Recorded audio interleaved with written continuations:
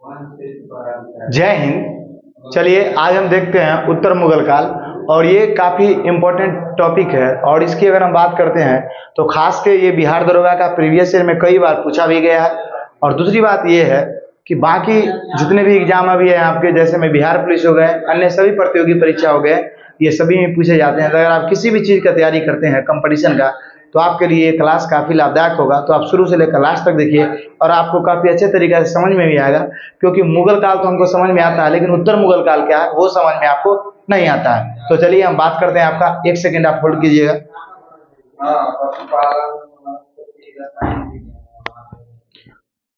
तो चलिए हम शुरुआत करते हैं। बगल का नॉइस आ रहा था, उसको हम इसलिए दरवाजा लॉक कर दिए। तो चलिए अगर हम बात करते हैं तो ये क्या है, उत्तर मुगल काल। उत्तर मुगल काल की अगर हम बात करते हैं तो उत्तर मुगल काल किस काल को कहते हैं? जैसे में आप देखे होंगे इसके अंदर क्या लगा हुआ है, मुगल। मुगल यानी जो मुगल एम्पायर का हमारे भारत में शुरुआत हुआ था वो 1526 में हुआ था। किसके द्वारा? तो बाबर के द्वारा। बाबर ने पानीपत के प्रथम युद्ध में इब्राहिम लोदी को मार दिया था, और उसके मारने के बाद यह जो मतलब बाबर ने मुगलों का नींव डाला। और बाबर के बाद कई शासक हुए। बाबर ने शासन किया, बाबर का पुत्र हुआ हुमायूं, हुमायूं ने शासन किया। हुमायूं के बाद उसका पुत्र हुआ कौन, मतलब अकबर। अकबर के बाद हुए जहांगीर, जहांगीर के बाद शाहजहां, शाहजहां के बाद अंतिम शासक होता है आपका औरंगजेब। और जब औरंगजेब होता है तो औरंगजेब के समय तक, औरंगजेब के मृत्यु तक पूरे भारत पर मतलब अंग्रेजों का वर्चस्व बना हुआ रहता है। पूरा का पूरा मतलब जो मुगलों का होता है वो वर्चस्व बना हुआ रहता है पूरे भारत पे। तो ये इनके साथ भी यही बात था।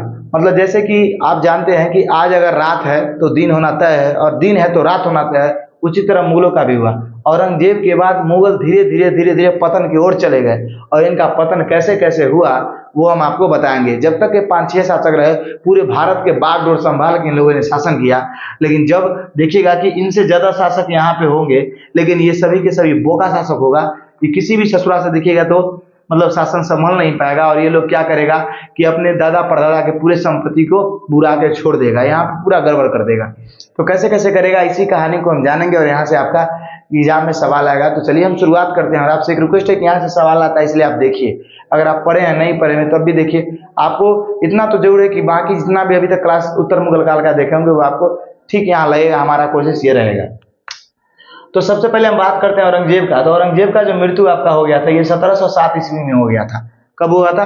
1707 ईस्वी। जैसे ही औरंगजेब का मृत्यु हुआ तो एक क्या हुआ कि औरंगजेब के 3 पुत्र थे। कितने पुत्र थे? 3 पुत्र। और इसका जो 3 पुत्र था, एक का नाम था मुअज्जम, एक का नाम था आजम, और एक का नाम था कामबख्श।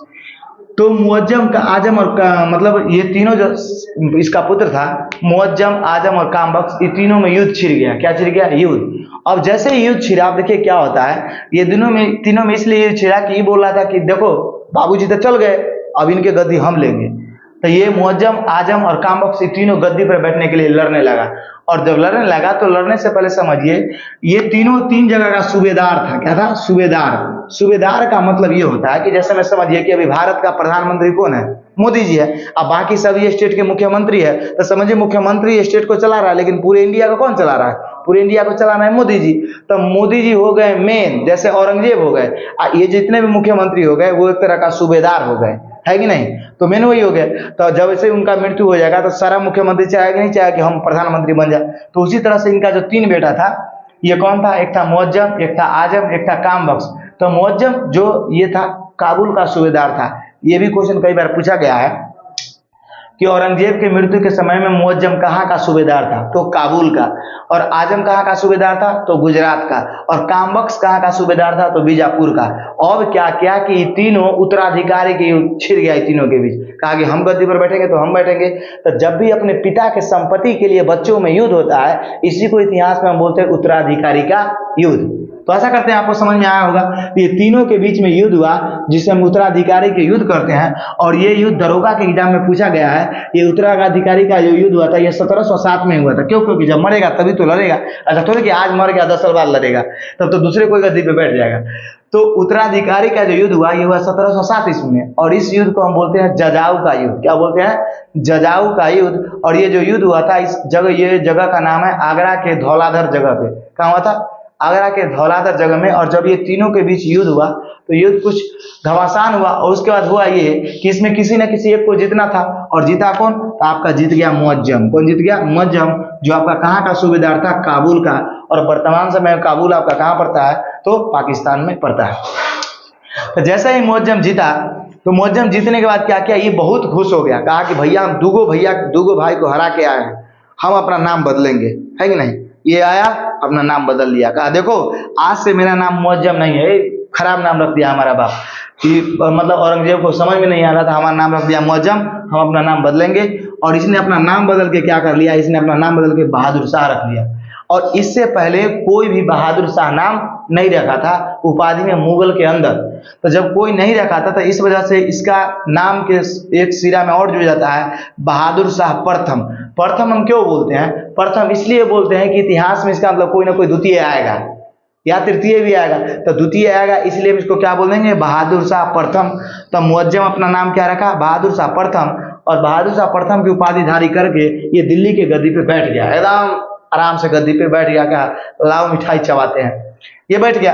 और इसके बाद अगर हम बात करते तो इसके साथ क्या क्या हुआ, तो अगर हम बात करते इसके साथ क्या क्या हुआ तो इससे पहले हम थोड़ा और बैक आते हैं और समझते हैं। देखिए आपका जो ये औरंगजेब की मृत्यु के बाद जो शासक हुए, इन सभी को आपको एक बार याद रखना है। इन सभी को याद क्यों रखना है? सर इसमें तो 3-4 को शासक इंपॉर्टेंट है। आपका बिल्कुल कहना सही है, लेकिन एग्जाम के लिए सब इंपॉर्टेंट है। कैसे समझो, आपको बीच से क्या करेगा एग्जामिनर? यहाँ से दे देगा जहांदर शाह, फर्रुखसियार, रफी उदौला ऐसे दे देगा। फिर आपको इसी को पलट के दे देगा, option A B C D दे देगा। आपसे पूछेगा कि इनमें से कौन सा क्रम सही है, अब बताइए भैया। वहां पे आपको ये पूरा शासक जरूरी है कि नहीं है? इस वजह से आपको लाइन बाई लाइन सभी शासक का नाम याद होना चाहिए। तो इसका हम आपको ट्रिक भी देंगे, थोड़ा सा समझिए। सबसे पहला जो शासक बना वो कौन बना? बहादुर शाह प्रथम। कौन बना? बहादुर शाह प्रथम। दूसरा जो बना वो कौन बना? जहांदर शाह। तीसरा जो बना वो बना फर्रुखसियार। उसका चौथा जो बना वो बना रफी उद्दरजात और रफी उद्दौला। ये समझिए हवा का झोंका था, कुछ दिन के लिए बहा और उसके बाद समाप्त हो गया। देखिएगा तो फरवरी से लेकर जून तक रहा, ये जून से लेकर सितंबर तक रहा, मतलब बहुत कम दिन तक रहे। अगर आगे हम बात करते हैं तो अगला जो शासक था वो था मोहम्मद शाह। उसके बाद कौन था? अहमद शाह। उसके बाद देखिए अहमद शाह के बाद जितने भी शासक बने वो कहीं ना कहीं पिछले ही शासक के नाम को दोहराते चले गए। आलमगीर द्वितीय, शाहजहां द्वितीय, शाह आलम द्वितीय, अकबर द्वितीय, बहादुर शाह द्वितीय। एक बात आप गौर किए होंगे कि सर ये इतिहास का चीजें हम आपको बताते हैं, जैसे में कुछ ना देखिएगा, कुछ शासकों का जो नाम होगा उसके नाम के अंत में शाह आएगा, किसी में दर्जात आ रहा है, क्या आ रहा है? दर्जात। किसी में यार आ रहा है, सियार, ऐसे करके आ रहा है। तो सर ऐसा क्यों होता था? देखिए इसके पीछे कारण था। ये जितने भी शासक थे, जैसे औरंगजेब था तो औरंगजेब का तो एक पत्नी नहीं था, कई पत्नियां थी, है कि नहीं? तो उसके कई पत्नियां से कई संतान भी होते थे। और जो पत्नी थी वो फिक्स एक जगह की नहीं होती। ये नहीं कि अफगानिस्तान से उठा कर ले गया तो अफगानिस्तान से सारा को उठा के लाएगा। एक अफगानिस्तान का हो गया, एक उसकी पत्नी राजस्थान की हो गई, फिर एक मतलब मान चले उत्तर प्रदेश की हो गई, कहीं कहीं की होती थी। तो वो पत्नी के नाम से ही अपने बच्चों का नाम रखा करती थी। समझ में नहीं आया? तो इस वजह से वो आपको नाम में अंतर देखने को मिलेगा कि इसका नाम सब अलग अलग था। ऐसा इसलिए होता था, जबकि संतान सब एक ही के होते थे, ऊपर जो होता उसी के। तो इस वजह से उनका टाइटल बदल जाता था, किसी का शाह, किसी का कुछ, लेकिन ये सब मुस्लिम ही थे, इस बात को मान के चलिए। तो इसकी अगर हम बात करते हैं तो इसमें से अगर आपका महत्वपूर्ण शासकों की बात करते हैं तो ये बहादुर शाह प्रथम को अच्छे से पढ़ना है। उसके बाद आपको फर्रुखसियार के बारे में जानना है। उसके बाद मोहम्मद शाह के बारे में पढ़ना है। उसके बाद हम अगर बात करते हैं शाह आलम द्वितीय के बारे में पढ़ना है। उसके बाद बहादुर शाह जफर द्वितीय के बारे में पढ़ना है। ज्यादा फोकस इन पे रहेगा और बाकी पे थोड़ा थोड़ा फोकस रहेगा। और यहाँ जहां जहां सवाल आते हैं मैंने आपको बताया। अब आगे हम बात करते हैं तो ये सभी शासक के क्रम है, बाकी सभी के भी समय है, लेकिन समय पीरियड हमने कम लोगों का लिया है। बहादुर शाह प्रथम की बात करते हैं तो 1707 से लेकर 12 तक रहा, क्योंकि औरंगजेब की मृत्यु के बाद जस्ट ये बने, तो ये आपको शासन पीरियड इसका पूछा जा सकता है, ध्यान रखिएगा। मोहम्मद शाह का शासन पीरियड बहुत इंपॉर्टेंट है, ये 1719 से 48 तक रहा। और यही जो ससुरा है सबसे ज्यादा मोहम्मद शाह रंगीला, इसको हम रंगीला बादशाह के नाम से जानते हैं, ये बहुत अयासी था, समझे। अगर मुगलों के डुबाने में सबसे बड़ा हाथ है तब कहिएगा सर इन सभी में किसका है, तो मोहम्मद शाह रंगीला का हाथ है।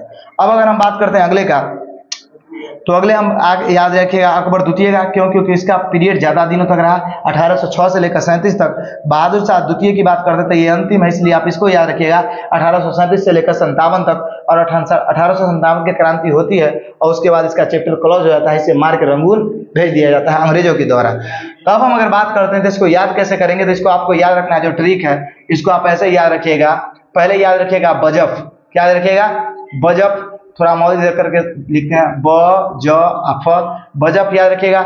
उसके बाद मोहम्मद रफी का आप नाम सुने होंगे, इसको रफी याद रखिएगा, क्या याद रखिएगा? रफी। उसके बाद देखिए, उसका याद रखिए मोए, क्या याद रखिएगा? मोए इसको पढ़ेगा, मोए।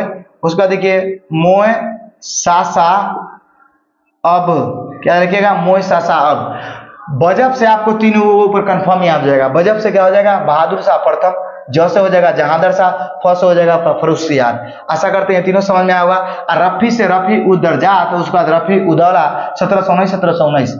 अब देखिए हम आगे बात करते हैं मोह से। तो मोह से क्या? मोए मोए गाना सुने कि नहीं सुने? सुने, मोए मोए, है कि नहीं? तो मोए मोए आज तक हमको ही पता नहीं चला कि मोए मोए का मतलब क्या होता है। तो मोह से क्या हो जाएगा आपका? मोहम्मद शाह। अ से क्या हो जाएगा आपका? अहमद शाह। उसके बाद देखो आप सा से क्या हो जाएगा आपका? शाह आलम द्वितीय। उसके बाद फिर शाह से क्या हो जाएगा? अ से देखिए यहाँ पे अ एक बार जो लिए, आशा, मो मो आ। अब आ से क्या हो जाएगा? आलमगीर द्वितीय। शाह से क्या हो जाएगा? शाहजहां द्वितीय। शाहजहां तृतीय है ये, शाहजहां तृतीय। फिर शाह से क्या हो जाएगा? शाह आलम द्वितीय। अ से क्या हो जाएगा? अकबर द्वितीय। अब ब से क्या हो जाएगा आपका? बहादुर शाह जफर द्वितीय। समझ में आया? तो इसको इस तरीका से आप याद रख सकते हैं ट्रिक से। या यहां से देखो, आप यहां से अगर याद करिएगा तो यहां से आप कैसे याद रख सकते हैं? आलमगीर से देखिए, आ शाह अकबर बहादुर, ऐसे भी याद कर सकते हैं। आ से क्या हो जाएगा? आलमगीर द्वितीय। शाह से क्या हो जाएगा? शाह आलम द्वितीय। ये शाहजहां को उतना नहीं पूछता है तो आप शाह आलम द्वितीय भी याद कर सकते हैं, शाह आलम द्वितीय। उसके बाद अकबर द्वितीय, उसका बहादुर शाह जफर द्वितीय। इस तरह से याद कर सकते हैं। बाकी इधर हम लिख लिया है, अगर आप डायरेक्ट भी याद कर लेते हैं तो काफी अच्छा है। अब हम वापस से आते हैं इन टॉपिक पर कि जहां से बहादुर शाह आया था। तो अगर हम बात करते हैं बहादुर शाह, तो बहादुर शाह की अगर हम बात करते हैं तो बहादुर शाह जब गद्दी पे बैठा तो ये काफी अच्छा व्यक्ति था, मतलब व्यक्तित्व का थोड़ा अच्छा था। अच्छा ये था कि इसका स्वभाव जो नेचर था वो क्रूरता से भरा हुआ नहीं था। इसके स्वभाव में अगर देखिएगा तो ये योग्य विद्वान था, मतलब पढ़ा लिखा व्यक्ति था। उसके बाद ये समझौता और मेल मिलाप पे विश्वास रखता था, मतलब इसका मानना ये था कि अगर किसी युद्ध को लड़ने से पहले अगर समझौता ही कर लिया जाए तो वो युद्ध ही नहीं होगा।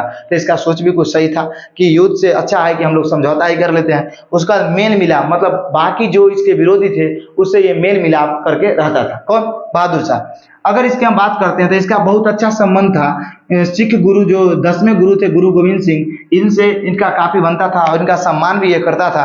और इसको अगर हम बात करते हैं तो गुरु गोविंद सिंह को इसने उच्च मनसब प्राप्त किया था, मतलब काफी ज्यादा धन संपत्ति दिया था और काफी ज्यादा स्वागत भी करता था। लेकिन देखिए हुआ क्या, हुआ ये कि जिस सिख का ये सेवा करता था, जिस सिख को मानता था, उसी में से आगे चल के आपको पता होगा कि सिखों के साथ मुगल गद्दारी करता है, जिसके बदले में आपका गुरु गोविंद सिंह के 2 पुत्रों को दीवार में चुनवा दिया जाता है। और ये एक लंबी प्रोसेस कहानी है, जब सिख धर्म पढ़ेंगे तब हम आपको बताएंगे। तो उसी में एक व्यक्ति होता है जिसका नाम होता है बंदा बहादुर। क्या नाम होता है? सिख जिनका नाम होता है बंदा बहादुर। और इनका सही में ये, अगर आपको हम जब बताएंगे तो इनके बारे में बताएंगे, ये सचमुच में बहुत बहादुर थे। क्या होता है कि 1712 ईस्वी में, मतलब ये सिख नेता होते हैं बंदा बहादुर, 1712 ईस्वी में सिख नेता बंदा बहादुर के साथ बहादुर शाह जो प्रथम है वो युद्ध लड़ रहा था। और युद्ध लड़ते समय में क्या हुआ था, ये जो युद्ध हो रहा था, इस युद्ध में क्या हुआ, 1712 ईस्वी में इसी युद्ध में बहादुर शाह प्रथम लड़ते लड़ते मारा गया। किसके साथ? तो बंदा बहादुर के साथ। और जब ये मारा गया तो शासन में इसकी अगर हम बात करते हैं तो 1712 में इसमें क्या हुई, इसकी मृत्यु हो गई।